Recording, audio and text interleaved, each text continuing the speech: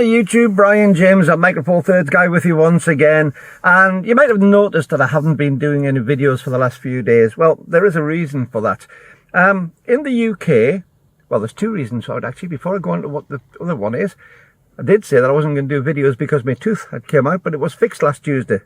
Well, last Tuesday it was fixed, last Thursday it wasn't, and I've had to wait until tomorrow, it'll be Saturday, before I can get an emergency appointment. So that's two lots of emergency appointments, which are taking a week and a half each to get a tooth fixed for the second time. So I've still got the bad tooth. However, that was one reason.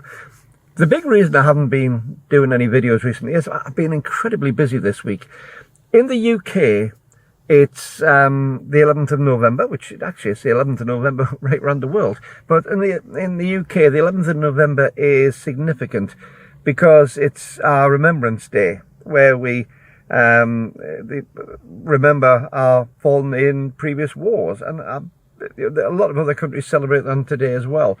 And I don't know if you have picked up on this in the past, but I, on and off, served 45 years in Royal Air Force uniform, very proudly as both a full-time serving airman and also as a reservist officer. And I'm very proud of my service, and I'm very proud of the people that I've worked with. And we celebrate Armistice Day on the 11th of November because after the First World War, the armistice was signed in a railway carriage in France at 11 o'clock in the morning on the 11th of November, 1918. And that date's become significant, not just for the First World War, but for all remembrance in the UK. And to me, it's a very important thing. And I know that this is a day which is respected by many people around the world. So if you're not UK, good to see you on the channel here. And I know that an awful lot of my colleagues in other countries, especially the United States, where I've worked with many US Air Force personnel over my time and thoroughly enjoyed my time with them. I know that they will be having a bit of a Remembrance Act today as well. So this is a very significant day for me, and tonight we have a festival remembrance in my local city, which I'm very much party of. I've been one of the organisers of this for well over a decade now, and we do an entertainment night. I am the master of ceremonies. I MC it. I also do quite a bit of the singing on it. I'm also singing with a concert band as well in part of that. And then we have a service afterwards for our comrades who've fallen, not just on our side, but on all forces, whether they were allies at the time or enemies at the time.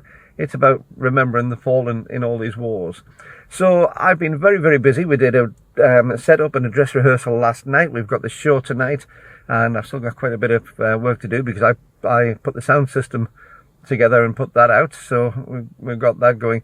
But we also had quite a bit of planning beforehand. And of course, it's a busy weekend because at 11 o'clock this morning, with it being the 11th day of the 11th month, 11 o'clock this morning, I was in my local town and shown my respect with 2 minutes silence then. So it hasn't been easy to do any videos. And that may be a good thing because I've been a bit ratty. I did look at, I did pick up on things a little bit bad. One of my comments was made about me being so negative about the current OMDS camera range in my videos. And there was a comment which I took rather to heart, which said, why don't you just go to full frame? Because you seem to be having the downer. I can't remember the exact words. I'm paraphrasing, but you seem to be so disappointed in the current Olympus range. Well, full frame isn't necessarily an alternative. Full frame is just a different format. What I'm into Micro Four Thirds. I did a video very recently about why I'm sticking with Micro Four Thirds and not considering full frame, and got a lot of response from that one. So full frame to me isn't necessarily one of the options I want to go down. I am a believer in the Micro Four Thirds format. But what I am disappointed in isn't the cameras themselves. The cameras, the OM1 and the OM5, don't get me wrong, they seem to be phenomenal cameras. They really do seem to be the bee's knees in that. The disappointment came for me insofar as these are two new models which are replacing models which have been out quite some time. And if we were getting that from other manufacturers, we would have seen some fairly major jumps in it. Now, we do have some quite substantial jumps on the OM1. So the OM1 I am very, very impressed with. But the OM5, I think the big problem on that, and why I do seem to be a little bit more disenfranchised with the OM5, is because if you look at the differences between that and the EM5 Mark III, there's not many. Now, the EM5 Mark III has been out for some time, so it's due an update. And the OM5 should have been that update, and it should have been a fairly major update.